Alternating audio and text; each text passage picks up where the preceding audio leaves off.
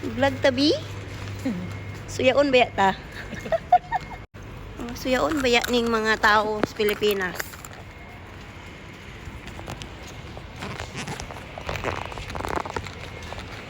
Pangit kasi pag ano, pag harap-harapan ka ng lolo. Charing.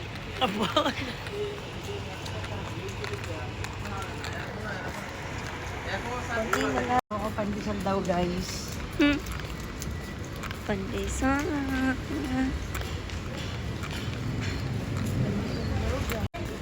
No.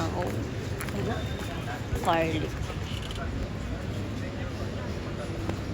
Pandesal po. Hello po, good morning. Isang tres siyang isang dos. Nakabukod po ka. Gusto ko.